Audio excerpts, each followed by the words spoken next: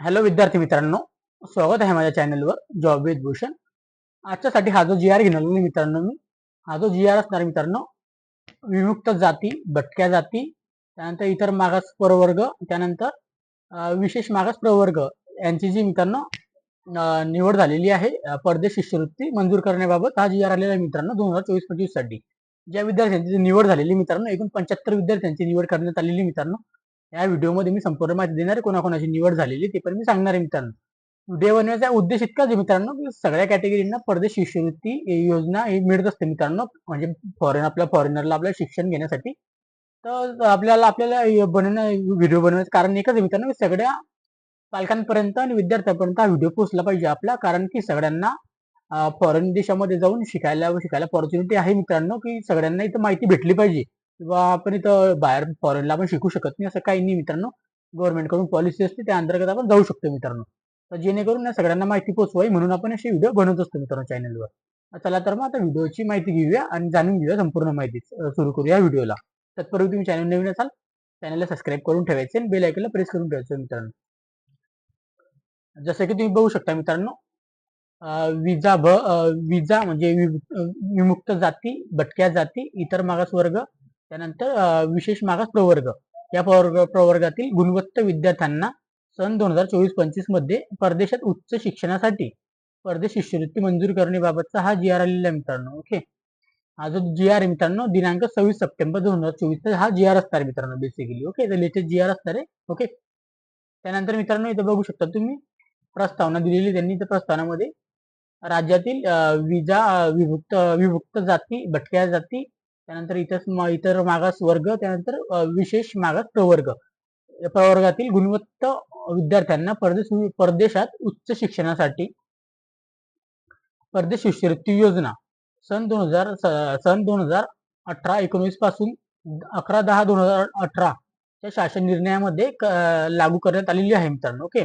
तर 2018-19 पासून ही योजना चालू झालेली मित्रांनो. ओके. अजूनपर्यंत पण खूप साऱ्या जणांना माहिती नाही या योजनेबद्दल, त्या वैशिष्ट्य काय आहे, काय नाही, कशाबद्दल निवडते. सदर व्हिडिओ आपण त्यामुळेच बनत असतो मित्रांनो. सदर योजनेअंतर्गत सामाजिक न्याय व विशेष सहाय्यक विभागाच्या दिनांक 30/10/2023 च्या शासन निर्णयामध्ये विद्यार्थ्यांची संख्या 75 विद्यार्थी इतकी वाढवण्यात आलेली आहे. 75 विद्यार्थ्यांची निवड करता मित्रांनो. ओके.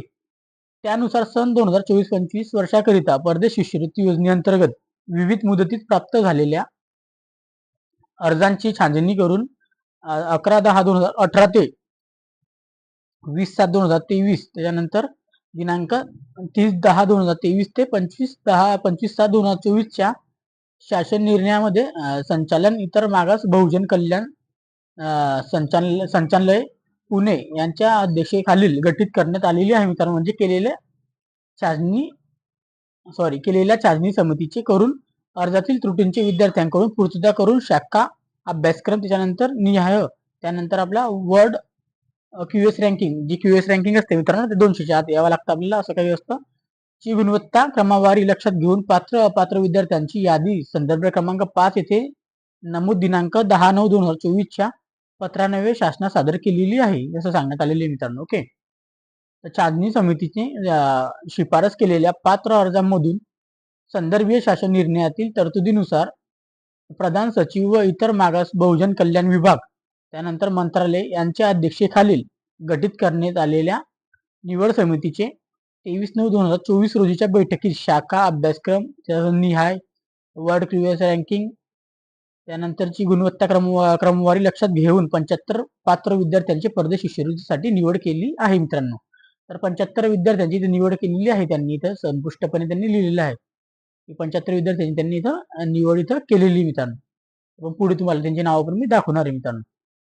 तर 75 विद्यार्थ्यांना परदेशात उच्च शिक्षणासाठी शिष्यवृत्ती मंजूर करण्याची बाब शासनाच्या विचारधारणा होती मित्रांनो. ओके. असं सांगण्यात आलेले शासनाचा निर्णय वगैरे पण इथं दिलेले आहे त्यांनी. जसं की राज्यातील विजा, भज, त्याच्यानंतर इमाव व विमाप्र प्रवर्गातील सोबतच्या परिशिष्ट अ मध्ये नमूद 75 पात्र विद्यार्थ्यांना सन 2024-25 मध्ये परदेशात उच्च शिक्षणासाठी शिष्यवृत्ती मंजूर करण्यात याद्वारे शासन मान्यता देण्यात येत आहे मित्रांनो. सदर इथे लिहिलेले मित्रांनो, सदर अंतिम निवड करण्यात आलेल्या 75 विद्यार्थ्यांची निवड ही त्यांनी अर्जासोबत सादर केलेल्या जात प्रमाणपत्र, जात पडताळणी प्रमाणपत्र, नीट ऐकायचे डॉक्युमेंट, वार्षिक उत्पन्नाचे प्रमाणपत्र तसेच इतर कागदपत्रांची तत्सम बाबींची पडताळणी, त्यानंतर संचालक इतर मागास बहुजन कल्याण संचालनालय पुणे यांच्याकडून करण्यात येणाऱ्या गृह चौकशीच्या अटी अधीत राहून करण्यात येत आहे. तसेच दिनांक 11/10/2018 ते 20/7/2023, दिनांक 30/10/2023, दिनांक 25/7/2024 या शासन निर्णयामधील सर्व अटी शर्ती यांची पूर्तता करण्यास आधीच राहून निवड केलेले विद्यार्थी अंतिम निवडास पात्र राहतील. ज्यांनी जे विद्यार्थी निवडले मित्रांनो ते अंतिम विद्यार्थी इथे पात्र असणार आहे. याच्यात कोणतेही बदल होत नसतो नंतर, लक्षात ठेवायचे. ओके. परदेशात उच्च शिक्षणासाठी शिष्यवृत्तीसाठी निवड करण्यात आलेल्या विद्यार्थ्यांना अनुश्रेय शिष्यवृत्ती प्रदान करण्यासाठी संचालक इतर मागास बहुजन कल्याण संचालय पुणे यांना प्राधिकृत करण्यात येत आहे.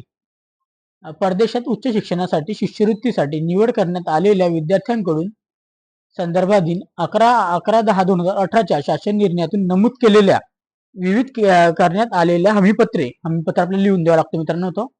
तसेच विद्यार्थ्यांची मूळ कागदपत्राची तपासणी करून संबंधित विद्यार्थ्यांस अनुश्रेय शिष्यवृत्ती विवरित त्यानंतर करण्यास प्रस्तावना संचालक इतर मागास बहुजन कल्याण संचालनालय पुणे यांच्या शासनास सादर करावा असं इथे सांगण्यात आलेलं आहे मित्रांनो.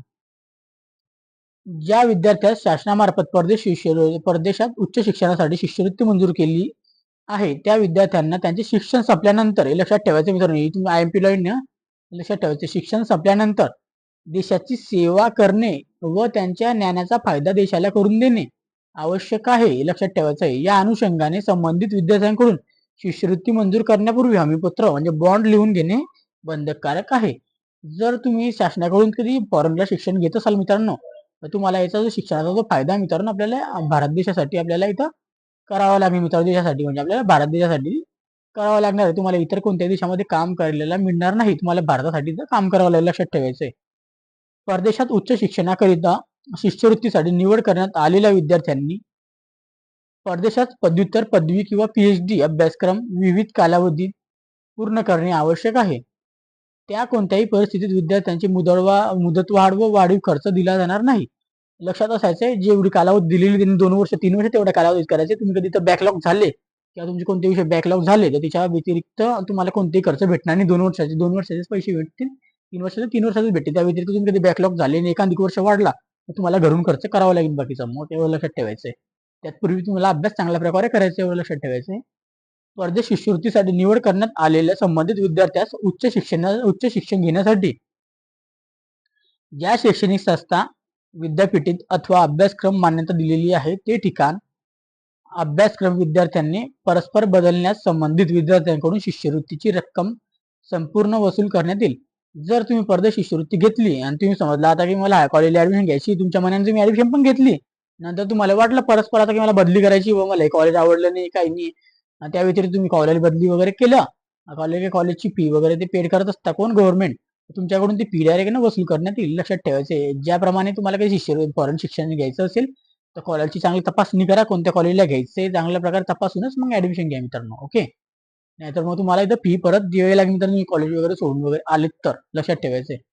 परदेशात उच्च शिक्षणासाठी शिष्यवृत्ती मंजूर करण्यात आलेल्या विद्यार्थ्यांना शिक्षण शुल्क, त्यांचा निर्वाह भत्ता, अनुश्रेय, आरोग्य विमा, जाण्या येणारा विमानाचा प्रवास खर्च व आस्मिक खर्च अनुश्रेय यांची रक्कम संचालक व इतर मागास बहुजन कल्याण संचालय पुणे यांनी संबंधित विद्यापीठाकडून प्रामाणित माहिती प्राप्त करून घेऊन शिक्षण फी संबंधित विद्यापीठाच्या बँक खात्यात आणि अनिवार्य भत्ता व अनुशंकित खर्चाची रक्कम नियमानुसार संबंधित विद्यार्थ्यांच्या बँक खात्यात जमा करावी.